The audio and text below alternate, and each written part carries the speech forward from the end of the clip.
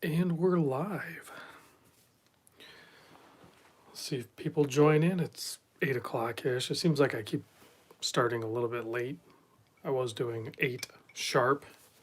Kind of screwed that up. A little bit later and later, it seems like.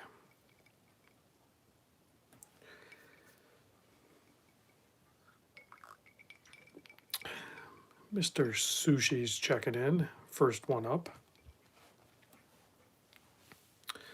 Billy Bob is chiming in.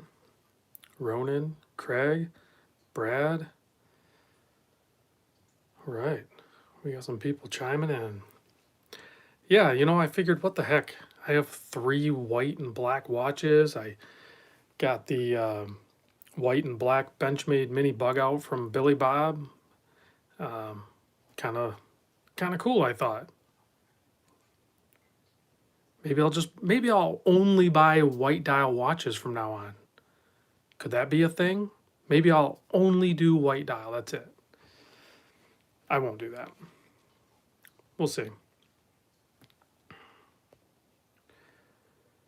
Ben broke down, sold most of his watches, took one day. That's the way to do it. The quicker and faster you can peel that band-aid off, the better off you are.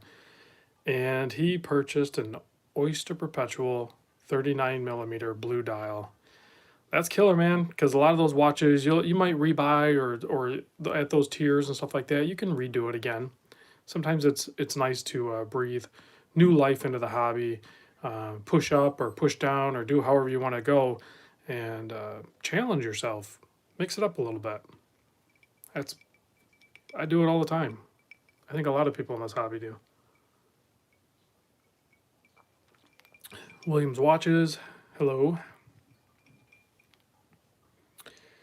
Mitch with a question already. Oris Aqua or the Zelos Hammerhead 2? Those are totally different price points.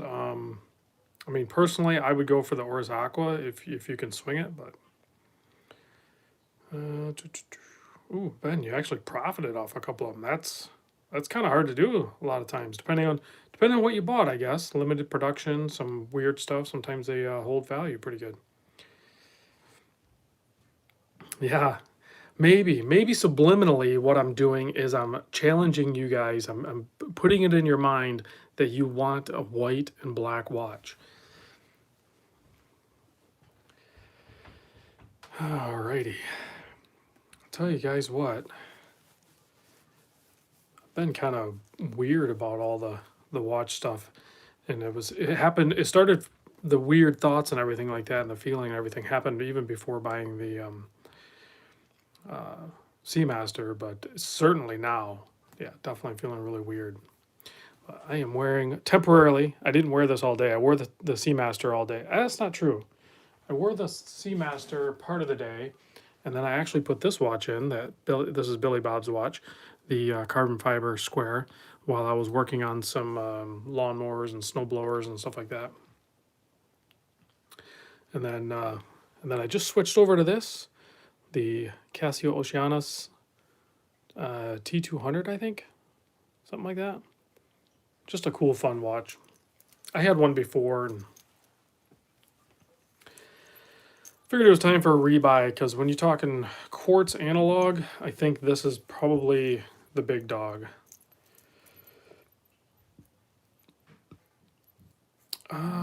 No, there's some. Well, see, G-Shocks don't count. G-Shock squares get a total pass, and that is something that I'm going to fully embrace. When I was saying that things are feeling kind of weird or whatever, I will be.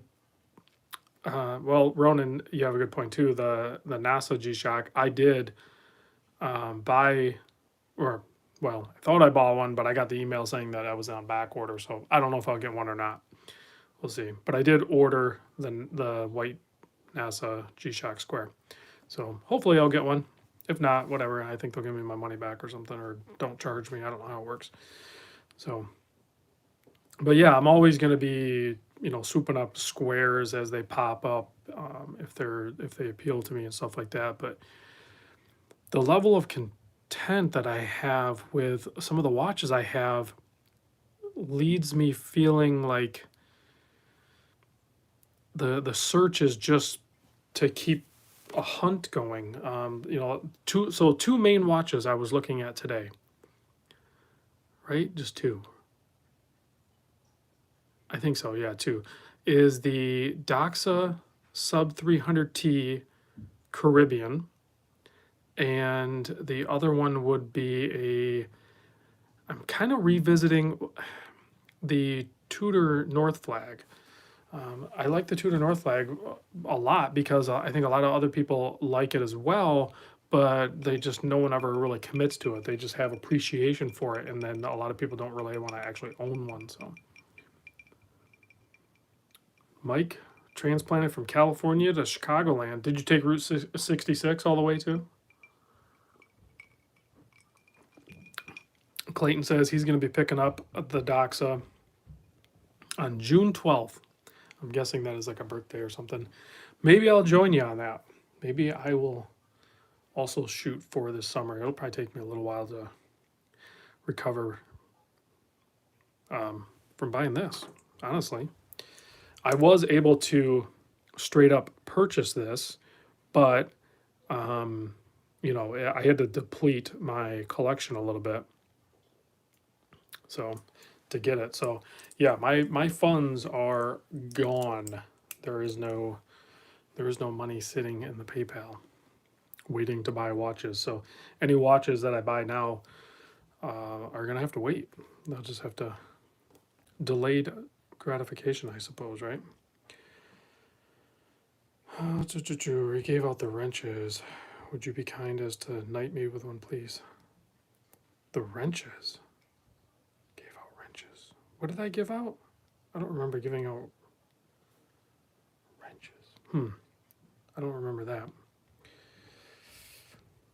Carlos is looking at the Mako USA 2 or the Ray Raven. Love them both. They're both super affordable, and especially if you can swoop them up on the used market, I would try to set your sights towards maybe picking up used ones and see if you can get both. Because or buy one and experience it, and if you're a serial flipper like a lot of us are, then flip it and buy the other one and try that one too. So it's my favorite type of pizza. Any pizza. I actually had pizza for dinner tonight. Ben, yes, I sold all the Protreks, but I believe one showed up today, and I can start laying out some watches here because I was missing the Protrek, right? So the last one that I ended up selling was the Night Safari, which was my favorite one, kind of. So I picked up another Protrek. So we'll see. I'm always going to be. Protreks are kind of the same thing, not as dominant as like a G-Shock Square, but yeah, I'm always gonna like buy and sell Protreks. So, Robert, what squares do I have right now? I don't know. I don't have them all in front of me. There, because I have. That's a whole other thing. So I do have two squares here. I have the Gold Bling Master to my left and the titanium camo one, right? But I have a watch box behind me that I can't really reach. That I'm pretty much gonna possibly fill with G-Shock squares. It's 12, so I could potentially have 12, resin or carbon, whatever style G-Shock squares, whatever models I pick in that box. So that would be my square box, and then I'll have my box of 10 over here with my metal watches.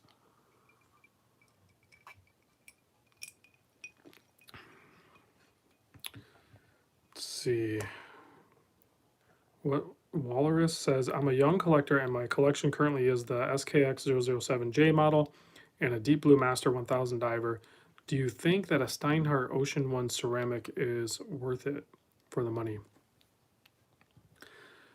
If you're really digging that one and you've done your homework and you've done your research and you've lusted after it and stuff like that, then you pretty much are going to have to try one out. Now, if you buy one used, they're pretty much going to hold their value. If you buy one new, you're not going to take that big of a hit on it. So it's a fairly safe watch to try to determine if it's one that you want to keep. It's not a watch that I would go after personally. So Clayton, buffalo chicken pizza is my wife actually made that because we just make our own. She made that and she ate it. She said it was good. I think I heard my son just get home too from working out, so I think he'll probably eat whatever pizza's left over up there. That'll be gone. All right, so since we were just talking about ProTrek, I am going to lead with the ProTrek that just arrived today. So here is the model number. It's the PRW 3100YB. Let's open it up. Let's check it out. I don't believe, holy cow. Is that necessary? Is that a necessary manual? Holy cow. I think for the most part, these ProTreks are kind of, they're fairly intuitive. Like, I don't know that a manual of that size is necessary. But I did go with the smaller sized ProTreks after my buddy loaned in his 330. I realized that the smaller ones are actually kind of nice. So I picked up another smaller one here, and this one has the metal bezel. And the big difference the 3100 has over the 330 is this guy has the multi-band. So it's going to have the, you know, where it syncs up. Hopefully, we'll see. So, but it's other than that, it's basically the same size, which wears really good on wrist.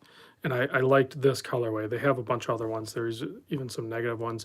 And then there are some, I think there's other models that you can get with the sapphire crystal, which I'm so easy on my watches. I don't, you know, when I thought about it, and basically you're going to double, I forget what I paid for this, like a couple $100. I think you have to go basically to the $400 price point to get the sapphire. I don't know. I'll just take my chances. I don't think it's really worth it to me. So yeah, I like this one. The black with the blue metal bezel and the faux compass thing on there and multi-band. So I'm excited to wear this. Check it out. So that one's pretty cool. I like that one. Oh yeah, hot sauce. I didn't do it today, but typically I will throw like some Frank's Red Hot or whatever. I haven't been drinking Frank's. I've been using Louisiana hot sauce. It's super cheap and it's very good, so I like it.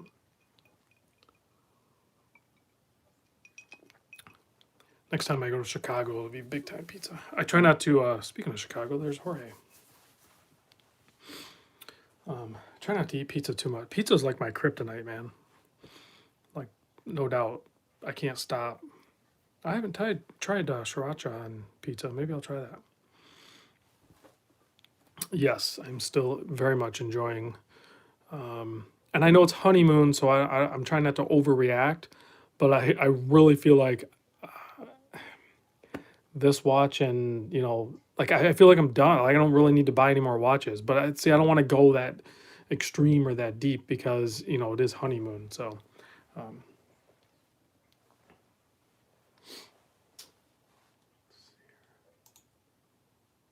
subscriptions. Detroit style pizza, yeah, I could try that.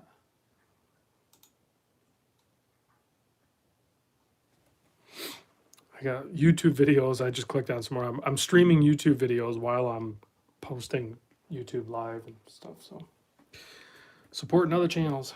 All right, what else did I get here? What is this? Oh, well, we can get these out. So my buddy Doug, I don't know if you guys remember Doug. He sends me a crazy amount of watches all the time. He sent over a couple of watches. This is one of them. This is light. This is a monocoque design. I believe that's, I don't know, man, is that titanium? I don't even know. But it's the Mount Bell style with the limited edition. These are so cool. That's small too. So like if you have a smaller wrist, these are going to work. These are going to work very well for you. Let's see, and then there's another one here too. This one comes in a different box. No, Doug isn't. Chris is my Hawaii connection. Doug is in the continental United States. I forget what state he's in, but I could just look at the package. Oh, this one has a full bracelet too. The Citizen bracelets are nice. So this one has the blue dial and it has the bracelet. And it also has the, if I can get it to do it, the quick adjust. Both of them brand new. Montbell limited edition. Should be quartz eco drive. Doesn't say that on the dial, but I'm sure they are. Very cool watches indeed.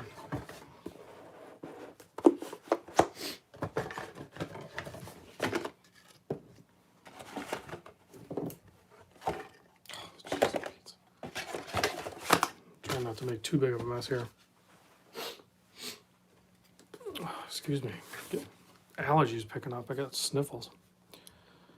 All right, let's see. So I have another watch here.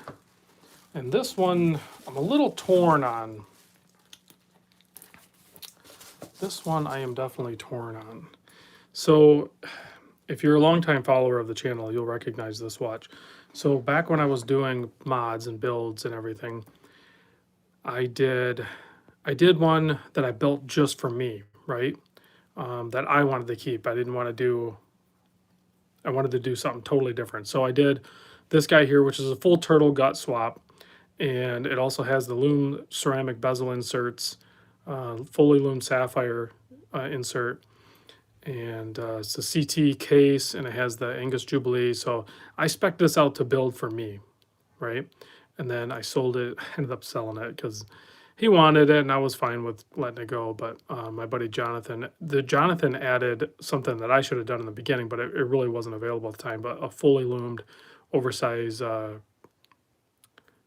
stem and crown system there. So again, like I said, I'm a little torn. I'm almost tempted to buy this, like buy it back for myself, because this is the one that I built like for myself, and it's just because I don't have a modded SKX right now, so there's a slight chance that I might actually just swoop that back, take the opportunity and just buy it back. We'll see. I don't know. I don't wear my SKXs now. So yeah, somebody asked about the knife. This is the Benchmade mini bug out. I think it's like a 535 or something. I forget or 533 or something like that. So yeah, it's still got the access lock and everything like that.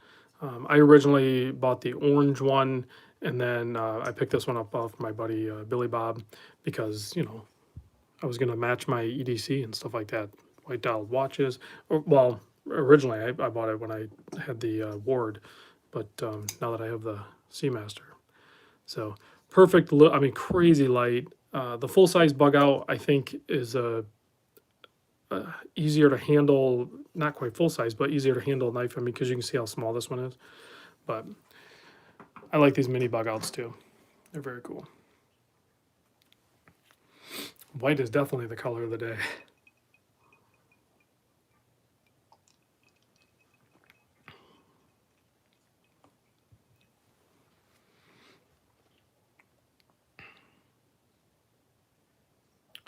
Josh, what are you asking? Josh is saying, I have been thinking about a Christopher Ward C60 Trident for a while to replace my 15-year-old Seamaster 300. Can't afford a new version, yes or no? Well, if you already have the Seamaster 300, maybe, here's an idea. Maybe get a refresh on it. Like send it in and get it totally refreshed so it's like new again, right? Because you already, I don't know how long you've owned it. I don't know if you bought it new. If you did buy it new, then you kind of have like an attachment to it. So maybe it's time for a refresh. And then while it's being sent away for like a month or so on the refresh, then sure, pick up the Christopher Ward. The Wards are great watches, and it's not a replacement. I'm the perfect example of, like, I did what I told all you guys not to do, right? I bought that and I wanted this. Well, it's very good. But if you really want the white dialed Seamaster or whatever model, then, or whatever watch, it doesn't really matter. Um, you're just doing your, oh, you're just delaying the inevitable. You have to just kind of make it happen. That's that's pretty much what I do every time. Like every time I try to avoid doing what I actually really want, it ends up just. I mean, it's fine because I run a channel, so it's content, and I might lose a couple bucks on it, but it's fine. It's all part of the process. So, but at some point, the ward will get sold. I don't see having the white dialed and the white dial Seamaster. I could see having a different Christopher Ward, but probably not the white one. So the white Christopher Ward, I'm not even, guys. I don't even want to talk about it here any more than I already did because one of the Patreons is sure to buy it. Like I don't even have to like. All I have to say is who wants it, and one of them are just gonna grab it. So, because I sell my watches at like legit good prices, which I do want to make a video very soon on unrealistic expectations. I think a lot of us in this hobby, including myself, have unrealistic expectations at some point or in some area of the hobby, whether it be like how much you think your used watch is worth, or how much you think you should be paying for another used watch, or how good a watch should be. Like maybe you put it on a pedestal, you built it up too much. We all have a certain level of unrealistic expectations. So I'm going to try to do like a full-on list. I've been talking to a few buddies, and I'm going to do a video just breaking it down, because I think each one of those, if we're honest with ourselves, if we look at those key points, and maybe you don't realize you're doing it, but as soon as somebody points it out to you, you can just be like, that's kind of silly. I can't believe I'm being that way on it, so.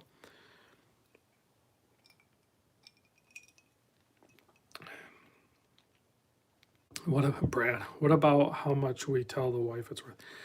I know I hear a lot of you guys talk about that, like what your wife's thoughts on watches and stuff like that. I've been doing this long enough, and there's been enough watches coming and going. And now, granted, like I may have an unfair advantage because I have the channel, and just the amount of watches that flow through kind of is easy to hide something, but I don't hide anything, right?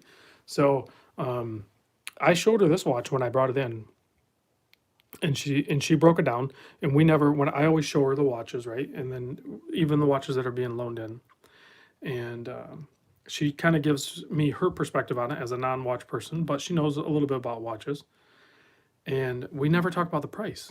Like I always have to bring it up. I'm like, hey, you didn't even ask, because she doesn't care. Like it doesn't matter. Do you like it? Yes. Okay. Well, for the most part, if your wife doesn't trust you to not overextend and like put you guys in harm's way financially, then really what's the problem? There really shouldn't be a problem. All right, so these next two watches are very, very cool, and they're sent to me from a buddy that I'm glad that I made the connection with. It's John over at the Watch Gauge. He's such a cool guy, such a positive, asset to have in the watch community. So he sent over, I'm going to open up the other one, but he sent over these, what we're calling the Casio Oaks or whatever. So the G-Shock, what are the model numbers on these? I always forget. GA 2100s. So here's the full stealth one. Let me open up. Now I'm going to do something special with these. I have to figure it out still, because apparently these are kind of difficult to get right now.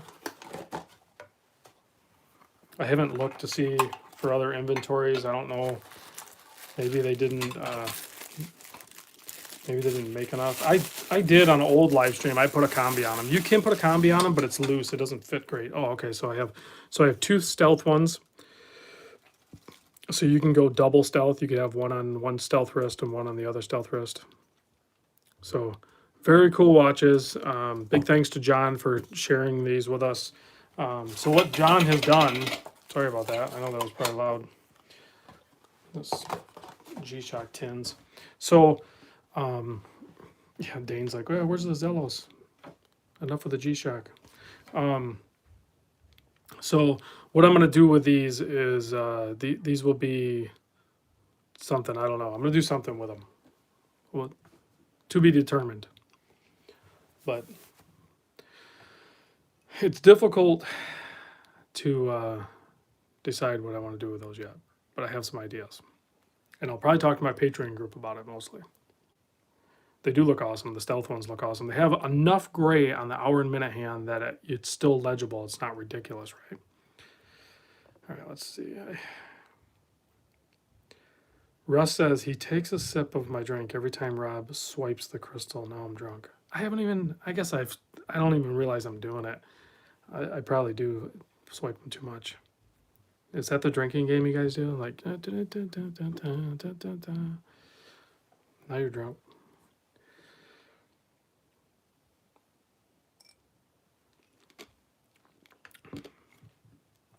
John said he picked up the Casio Edifice EFV 100. Those are such a good value. I think the price kind of got jacked up a little bit on them, but and that white dial is pretty sweet.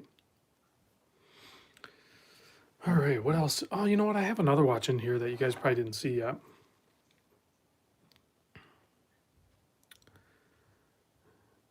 You guys are playing drinking games.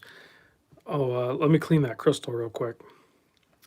So this is the Formex Essence. It's not running. I need to wind it. This is the chronometer version, so it has the chronometer grade Salida movement in it, and I'll get a full wind on it, and I will, test it on the time grapher and everything like that. But this is my first look at one of these watches. These things are crazy cool. Let's go ahead and set it up. So there's 27. Yeah, I'll show you. This thing has a crazy. It has, everyone focuses on the suspended center, but there's another little trick up its sleeve as well. So what are we at? 831 and some change, something like that. So if you look at it, so when you push up here, it's actually on 4 posts or something like that, and you can get some movement from the case from the center. So pretty cool, pretty nuts. It's a push-pull crown, 100-meter water resist, butterfly clasp, but it has like an easy link system on it as well. So you can, I haven't played with it too much. I'm not sure how it goes, but so you just pop that guy out like that, and then you just gained like a couple millimeters. So see what it does there. And it's a double pusher. Like they got a bunch of little hidden trickery stuff here. I don't know if that stays in there. There it goes. So that goes over there. And they sized it for me and everything. They asked me what my wrist size was, so they sized it for me. Screw links. Comes with other straps. It's crazy comfortable. It works so good. The check out this is like a carbon type material here, but check out how they did their system here. So like when you push the pushers, it's spring loaded, but it goes there. So I don't see anybody doing it like that. So and this one has adjustments here too. It's a little tricky to get used to, but you can adjust also on that piece for their strap systems are just awesome. And it comes with them. So very cool stuff. So I think that strap ends up being a little bulky on wrist, but I mean, I'm a bracelet guy, so I would wear it on the I think it might be 22. I'm not 100% sure. So, but they already sized it for my wrist. It's like a 43 millimeter case. But even if the watch is up here by accident, like it slides down, and then you bend your wrist or whatever, like the case moves. But I have it so I can push it up there a little bit, and it's so thin, and it just wears good. So, and it's super legible. They have some cool dial options you can choose and for colorways. I think this is one of the more legible ones, the black dial. But I do have a cool strap coming for this. Hopefully soon I'll do a video on that as well. Let's see. Esteban's checking in. Okay, so speaking, I want to mention something real quick because I just seen Esteban checked in, and I don't know if Clayton's still here or not, but I was listening to they started a podcast. Oh, Terry, I will do that this week. I don't know where it's at. I put it away. That is a crazy cool watch. I will do the video on the Meister Singer single hand watch. Crazy cool watch. So before I'll get back to answering questions in a second, but I want to talk about something very cool that Esteban, Steve, and my buddy Clayton are going to do. So it's Steve and Clayton, and they're starting a podcast. I'm super excited about this. I already listened to the majority of their first episode. I think it was like a test episode, but straight up, guys, if you're listening or if you play this back, you need to just release that. That's a good episode. You need to just run it. I think it's good. I think it's good to go. I listened to it probably about 20 minutes of it so far, and I like it. I think it's good to go. So my son made the intro music for it too. I worked with him on it. I thought it was pretty cool intro music. And the podcast is going to be called Talking Timepieces. So I'm excited for that podcast. And as soon as they go live with it, I'll let you guys know. I'll probably put a post up on my YouTube channel. That's something that they'll have guests on there. I'm going to probably send them watches to check out. So they'll have tons of content. It'll be a very cool podcast. I think you guys can listen to, stick to, as long as they can keep putting out content with it, then it's just another really cool. It's almost like I feel like the flow of their podcast is going to be like similar. I would say similar to like Two Broke Watch Snobs, but with less vulgarity. Basically, no swearing and no like vulgar stuff. Like, so a clean Two Broke Watch Snobs, if that makes sense. And definitely for like the entry level type people in the hobby. So because they're kind of new into the hobby too, but they are fully immersed into it, so they have a lot of already information that I think I'm excited for that podcast. Anyway, I'll probably guest star on it, maybe if they'll have me. We'll see. But anyway, I'll let you guys know as soon as they release that. Clayton, seriously, that episode looks good. I think run it. Don't wait. Just put it out there. The first episodes, if you're starting out with that episode that already that good, like your guys' podcast is going to be awesome.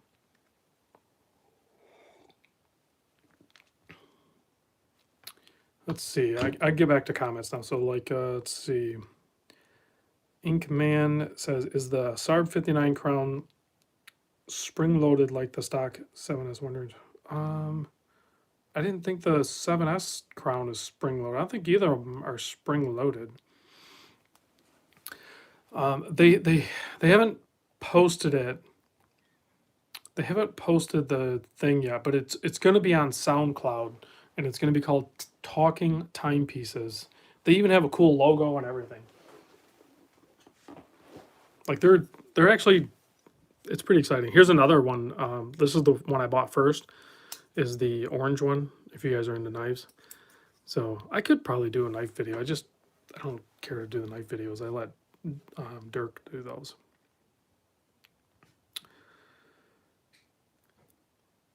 Oh, Williams watch. Now I know what you're talking about. The blue wrench. That's for the moderators. Yeah, I'll have to. You guys, the blue wrench. I was like, what the hell are you guys talking about? The wrench. Yeah, the moderator wrench. Why, do you guys want to ban some people? We got to get some people in here that need banning before you guys can throw those wrenches at them. So.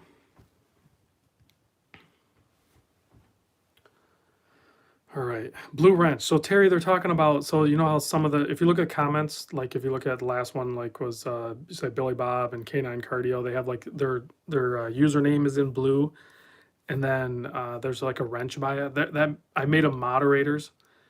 That way, that way I don't have to like really pay attention to the comments. You know, Dane can come in and give him a timeout or whatever. So it typically doesn't really happen on my live streams. It's seems like it's pretty clean. But occasionally you'll get somebody come in and they just want to troll and try to get some attention, I guess.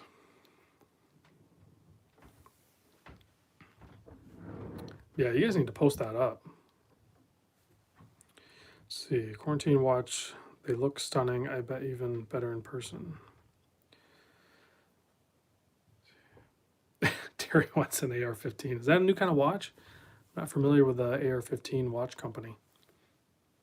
How do you not have one already?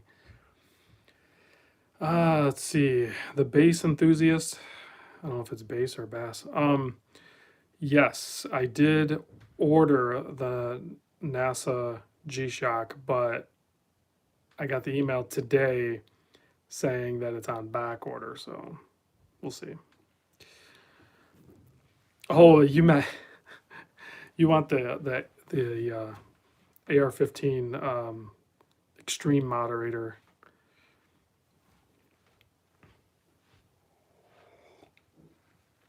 All right, here's a good question.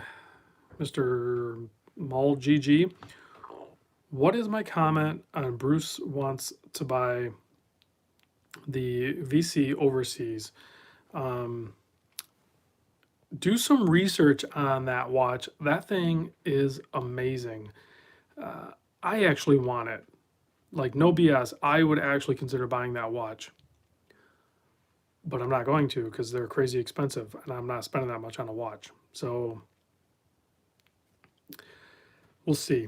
Oh, if you guys want to take a trip over to Saltzman's back when they're up and running, let me get a hold of, was it Richard over there at Saltzman's? Let me get a hold of him, and I'm sure he would meet up with you guys and talk to you and stuff. Swiss 88 works at Saltzman's.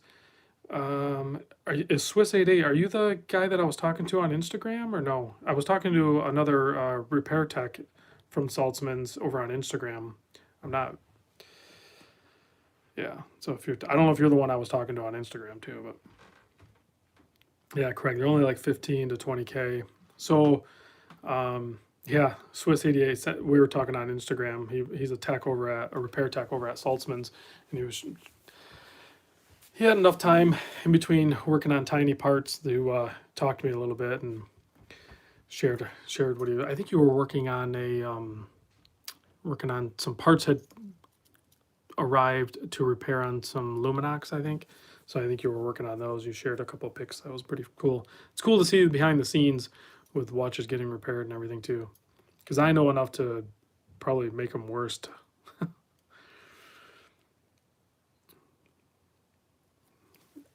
Somebody was asking about the Oceanus. Here it is. Very cool watch. And I downloaded the app. And the Casio Oceanus app is actually way cooler. I'm gonna try to figure out a way to show it on camera for you guys. But the app for the Casio Oceanus is way cooler than even the G-Shock app.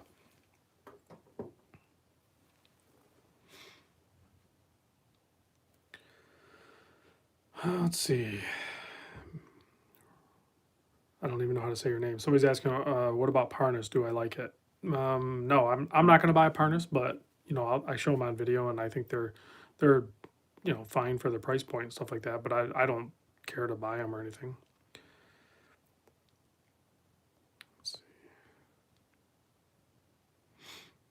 Let's see. Yeah, Saltzman's is a good place to send your watches in for repairs. I've heard some people complain, but again, I think even that, I've heard people complain about they think they're being ripped off or whatever from, I forget who it was. But anyway, here's the scenario. I remember the conversation slightly. Somebody was complaining about the repair cost at Saltzman. So in their mind, their perception, or what I'm saying is unrealistic expectations, was they said the repair on their Luminox, they were getting ripped off. Well, you got parts and labor, right? So you have the parts that need to be replaced on the Luminox or whatever watch brand, and then the labor to do it. Those numbers are what those numbers are. Yes, I know you think you have like a $250 watch and the repairs are going to be $350, and now you feel like you're being ripped off because the repairs cost $100 more than the watch, but no one's trying to rip you off. That's unrealistic expectations.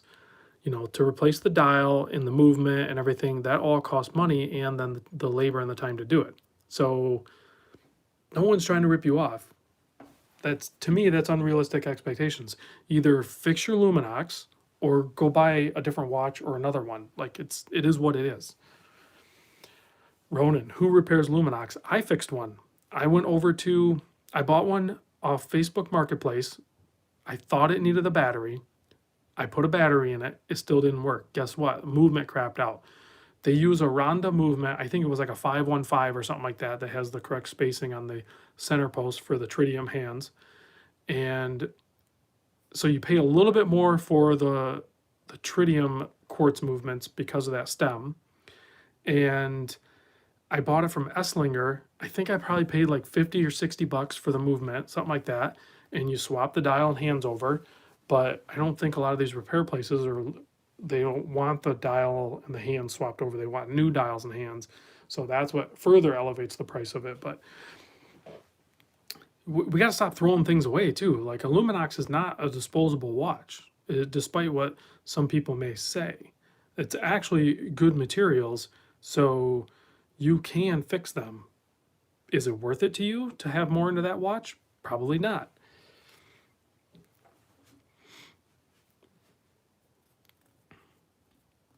And knowledge, exactly. Mike A, knowledge. That's what you're paying for. So most watches can be fixed, whether you want to try to do it yourself or have a local watchmaker do it or a larger facility like Saltzman's or whoever. So Jim says he's got a SKX 007 with over $400 into it. I also have a used Steinhardt for $300 that I've had the ETA movement repair. It costs $300. So I don't know. Sometimes the cost of ownership is more than what you thought it was going to be or want it to be, but it is what it is. You can cut ties with any one of these watches at any point. It's probably a little easier to justify, if you have say a 5200, $45 to $5,200 watch, whatever the new purchase price was on one of these. But if I have to ever have work done on this movement, it's probably going to suck, because I'm guessing you have to be some sort of certified Omega repair facility, or I have to send it into Omega, right? So I'm guessing if this needs work, it's going to be hundreds of dollars. So that's the cost of ownership. Wall is asking, so which is better, Omega or Ward white dial? Listen, I'm going to make a video on it, and it involves diminishing return. So which one is better? That's not a really fair way to ask that question for me to be able to answer it. I thought I set the time on these exactly, but apparently I was off. So yeah, they're different animals. So like this, I paid $760 for this Ward, and let's just say I paid $4,500 for this. I don't want to say exactly what I paid for this, but so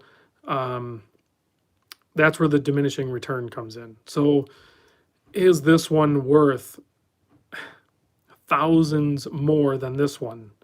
Well, yes. I mean, I could sit there on a piece of paper and explain to you that sure it is. But the reality is these are all just material, like luxury type items. We don't need any of these. These are all wants. So you have to justify these yourself. So if your budget and comfort zone lands you here, then you've done well. You bought, these are retail $895, right? I paid $760 because it was on a sale. So if you've landed at a Christopher Ward, whatever, C60, whatever size, and you paid $800 for it, you've done fine. There's nothing wrong with this watch. This is a very good watch. Quite frankly, they probably could charge more for this than they do. If you've landed yourself here, then you've done great. And you should be happy with your decision. But, I mean, why do people stop here? This is not, I mean, this is an expensive watch, don't get me wrong. But there's much more expensive and much more elite type watches out there. So wherever you stop, that's where you stop. And for whatever reason, maybe it's not, maybe you can afford a much more expensive watch. I'm sure I could afford a much more expensive watch, but this is where I stop. Like Ronan asked, when are you going to get the Submariner? I'm not going to say never, but the Submariner's not on my radar. And not because I can't afford it, or not because I can't find one, because I can find one and I can afford it. You just have to make it happen. But I've tried on a bunch of Rolex Submariners and they're great. I actually do really like them, but I don't know. I don't desire to own one. So somebody wants to see the Formex up again a little bit closer. I'll do a video on this again soon. I know I keep saying every time I show a watch that I'm going to do the video this week, right? So yeah, my buddy Michael's right. I mean, so an individual watch is a luxury watch. Having a bunch of them is certainly a luxury, because you really, even if you're like, I really do really want to watch, like I need a good watch, then go buy yourself a $40, this isn't one, but go buy yourself a $40 G-Shock Square and move on. Or if those numbers are too small and you can't read them, go buy yourself a Timex Ironman, move on. Or one of these Pro Treks and move on. Or hell, even get the Apple Watch. I don't really care. The Apple Watch is a good watch.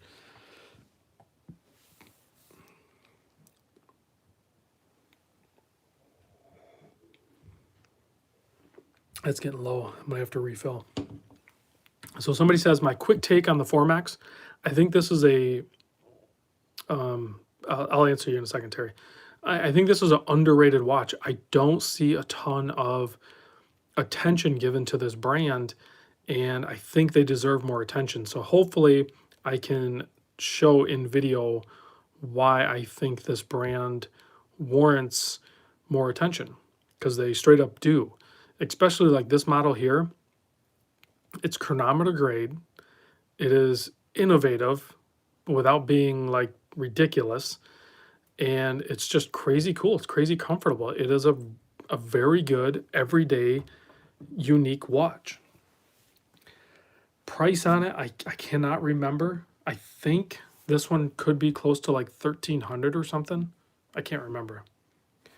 Dane, you're so wrong. The Apple Watch is a legit, very cool thing. I can straight up, I've had a couple of them. They are very cool. The problem I have with Apple Watch is I think you pretty much have to wear it like every day. Because I had one and I was trying to use it more of like a fitness tracker or like a connectivity thing. So I didn't have to have my phone on me like when I was going on long bike rides.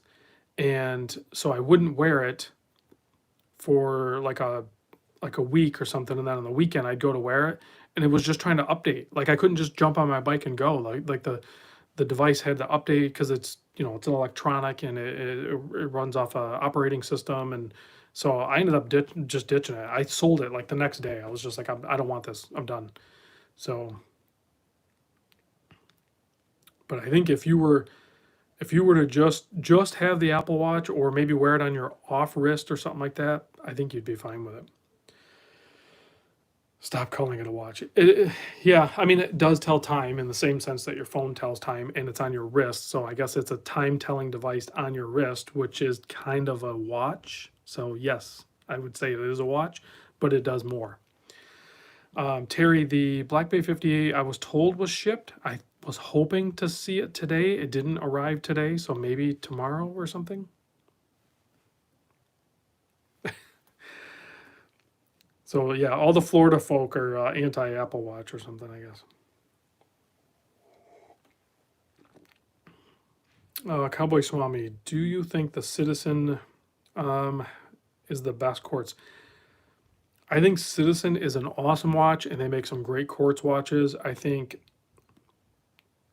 analog quartz, I think Citizen has probably some of the best ones, but depend on if you're talking budget. Like if you're, when you, and I'll probably catch hell on this, but um, if you want to talk analog quartz, I kind of think the Casio Oceanus is not this one. I mean, this one's very good, but this is like in the $400 range.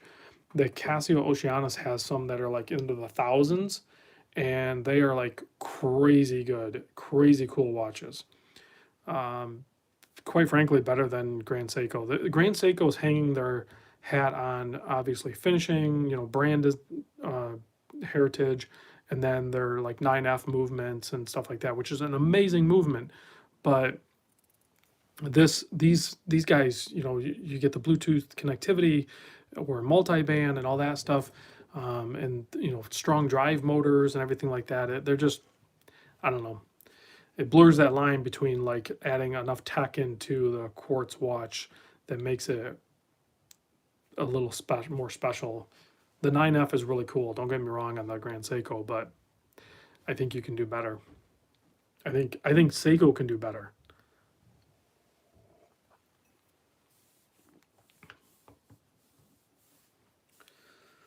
All right, let's see. Chris, the Grand Seiko, if people want to send in Grand Seiko for me to show on the channel, then sure, I'll do it. I'm not gonna go buy a Grand Seiko. I know that for sure. Mm, I kind of know that for sure. If I were gonna go buy a Grand Seiko, it would be a 9F quartz. But I don't care for their bracelets. Ben asked, "What's the trick for getting adapters on a G-Shock?" As far as like actually installing them, so good tools. So like a Bergion or Bob Labs or something like that. Good tools, patience, and reader glasses. These are you can see how these are what 3 times reader glasses. Good lighting and slow, steady. Like it's an exercise in patience. That's for sure. And then test your work because when you get those spring bars, I'm assuming you're talking about, or yeah, get like Terry said, get a loop or whatever. But to get those spring bars down in, I mean, I don't want to do it on camera because it's a pain in the butt. But to get those seated down in there, you think you got it right, and then you give it a little tug and it pops right out because it's not fully in there. So you gotta really look down in there. Sometimes I'll shine a light down in there, and then I'll poke and prod and get that thing and push it down in there. You And if you're starting to get frustrated with it, I think it was Tennessee Mike or something I was talking to, that you got to walk away. You got to like just set your stuff down and walk away. Go do something else because you're gonna get mad and you're gonna like damage something or hurt yourself. Just yeah, you got to just walk away. So Celine Driver, the Islander Mark is going to do a full loom dial one coming out soon, which is awesome. But you know what? Speaking of full loom dial, I just noticed today. Oh crap! Who was it? One of the mod companies. Yeah, Terry, just throw it, but don't lose the spring bar because you want that spring bar. You can throw it against the wall or whatever, but just make sure you don't lose the spring bar. Somebody just announced that they're going to be selling the full loom mod dials. I don't remember who it was. I don't know if it was Crystal Times or who it was. So you can get an aftermarket full loom dial now too.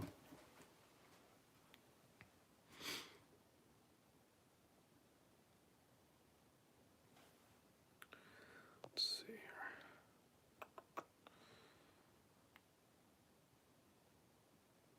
Frito, is it worth it to get a Rolex Oyster quartz for a lifetime piece?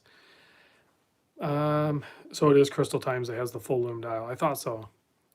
So that'll be a cool. It looks crazy bright too. I mean, I'm sure it's C3. So I don't know a ton about the Rolex Oyster Quartz. I know they're kind of trending up in prices, aren't they? That's kind of a sought after one. So um, yeah, I think it'd be a safe one to buy.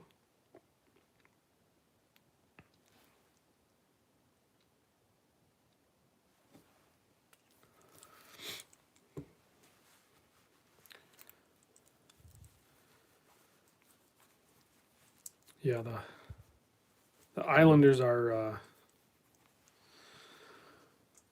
Oh yeah, so that's something to keep in mind too. Our repair guy just chimed in. It's nice to have you get the repair guys in the comments. So he's saying Swiss 88 is saying the parts for that oyster quartz are going to be rare. So if you have any problems later on down the road, it might really suck. So that might be something to look at, either just getting a regular oyster perpetual or a date just, automatic movement that's always going to be able to be serviced and parts are readily available. Or if you really want the quartz, then maybe get a like I said, a Grand Seiko. If it's going to be like an heirloom piece, maybe get the Grand Seiko quartz, the 9F, something like that. They basically almost never need repair. You throw a battery in it once in a while. That's it,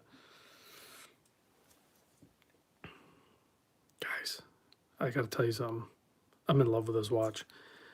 I had no idea I was going to like the white dial as much as I do.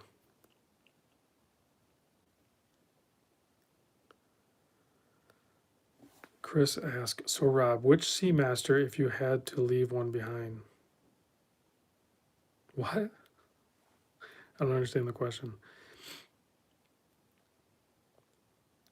Duncan picked up the PRW 6600. That's cool.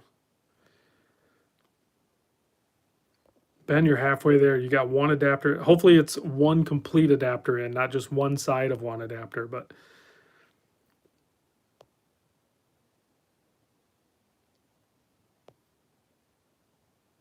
yeah, I can put the. You love the last one you get. No, I don't know, man. The Seamaster's pretty dope. Yeah, let's pop this. And they make Casio ProTrek make this style watch on a combi bracelet too, and I almost went that way, but if for like hard use and hiking and stuff like that, it's nice to have the quick adjustability of an actual strap, and I think they're kind of more comfortable anyway. So you can see it's pretty small, like, and I know it probably looks a little bit larger just because of how close we are to the camera, but it's a smaller ProTrek. In the ProTrek world, this is small, but big numbers, super legible, very cool watch.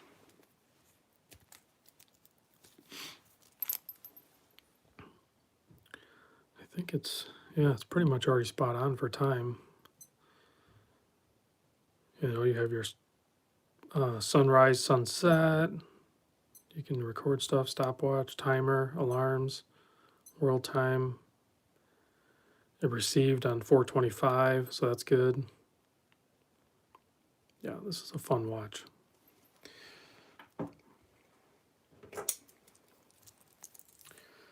Thanks for stopping in, 6Killa. Yeah, I'll probably tune out here in a little bit anyway because it's been about an hour.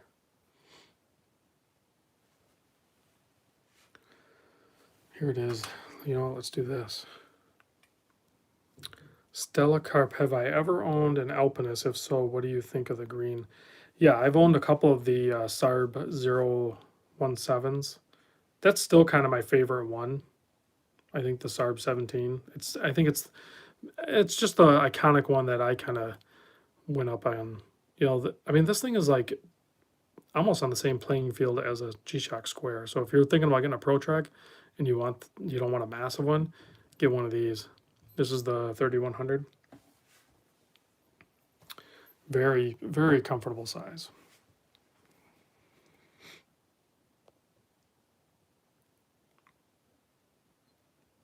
Chris has the same one, but he put adapters on it.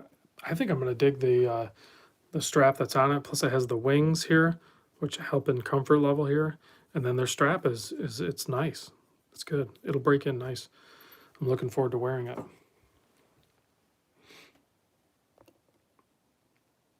Terry still has the SARB 17 on bracelet. Yeah, I pretty much did mine on bracelet too. I wish I could do. That's part of the reason why I picked this up, because the bracelet on this Oceanus is not amazing, and the clasp kind of sucks. So it works, and I'll use it. But I kind of wanted this one so I could do some straps on it. This is the wrong color, but I don't care. Maybe I'll do it anyway. But this company sent over these straps. These are handmade in Singapore, and they're like very comfortable feeling. I might hit up Strap Mill Canada too. I like those guys. I might even throw I actually have those EA leather straps, so I might try some different. I need a good 20 mil normal size watch for trying out straps on, or NATOs, or elastic type straps, and I think I wanted this watch for that. So hopefully it'll work out well. And I know some people might hate that it doesn't have the drilled lugs for swapping that out, but I kind of like not having the drilled lugs. I think it's easier almost for me to just dig in there with my fork and get them out.